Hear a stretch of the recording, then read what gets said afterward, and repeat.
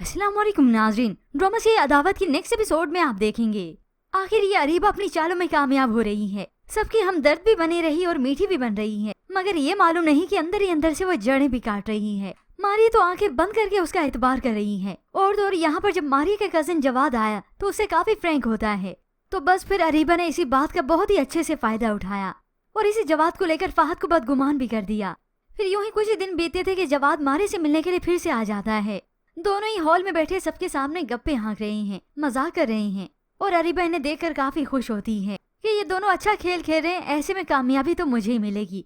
मैं इन दोनों की फ्रैंकनेस का बहुत ही अच्छे से फायदा भी उठा लूंगी, यूं मारी की जिंदगी तबाह भी कर दूंगी। तभी वो अंदर जाकर कमरे में बैठी खुद कलामी करती है। लोग ठीक ही कहते हैं, ये बाहर पढ़ने वाले बच्चे बहुत ही बुद्धू होते हैं। मारी मैडम, तुम्हारे लिए तो अंगूर खट्टे हैं बल्कि जहरीले हैं। और वहाँ पर जैसे फाहद को मालूम हुआ जवाद और मारी के इस किस्से का, वो तो काफी परेशान है। सारी उम्र में उसके साथ कैसे गुजार सकता हूँ कि उसने हमारे रिश्ते की बुनियादी झूठ पर रखी है। फिर यूं ही कुछ वक्त बीतने के बाद बाहर आउटिंग पर जाने का प्रोग्राम बनता है और इस सब में जवाद भी शामिल होगा, क्योंकि उसे यही है कि जब तक मैं यहाँ पर हूँ और जब तक इस मारी की शादी नहीं हो जाती, क्यों ना हम सब मिलकर अच्छे से उसके साथ टाइम स्पेंड कर लें। और यही अरीबा की भी ख्वाहिश होगी, क्योंकि उसे बदगुमान जो करना है इस फाहद को और तो और उसकी फैमिली को भी, ताकि सबको मालूम हो कि अरीबा फाहद में इंटरेस्टेड ही नहीं थी। मगर फिर इसी दौरान ही अरीबा के नंबर पर फाहद का मैसेज आ जाता है। तो वो मैसेज रिहान ने देख लिया। उसे तो देखकर अरीबा पर गुस्सा आने लगा।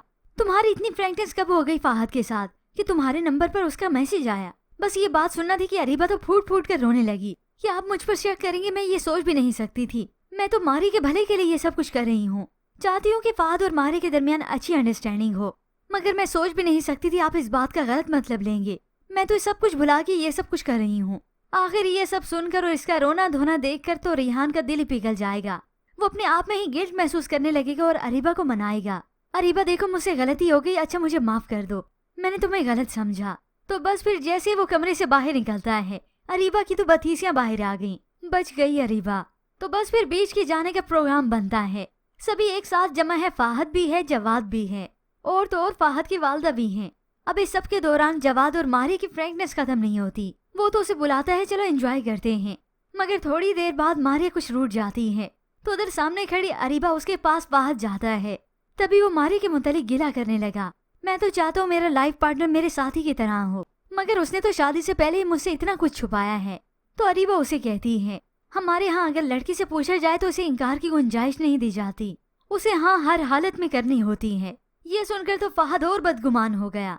मगर फिर इसके बाद व्यूअर्स आप देखेंगे कहानी में उस वक्त ट्विस्ट आता है जब फाहद को मालूम हुआ कि जवाद और मारिया एक साथ एक कमरे में हैं।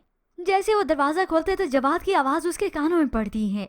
आगे जाकर देखा तो वो मारिया का हाथ पकड़े उसे मना रहा था। अच्छा ना यार, चलो अब चलो बाहर चलते हैं, प्लीज मारिया मान भी जाओ। तभी फाहद तेजी से आगे बढ़ा और जाते इस जवाद के मुंह पर तमाचा दे मारता है। ये सब देखकर मारिया तो हक्की बक्की रह जाती है कि फाहद आपने ये क्या कर दिया। मगर अब तो शुरुआत है। फाहद जल्द अज जल्द कोई ना कोई फैसला लेने की पूरी कोशिश करेगा। और अब तो वैसे भी इसकी वालदा भी यहाँ पर मौजूद थी। पहले भी उन्हें जवाद और मारिया का फ्रैंक होना अच्छा नहीं लगा और अब तो बिल्कुल भी बर्दाश्त से बाहर होता जा रहा है।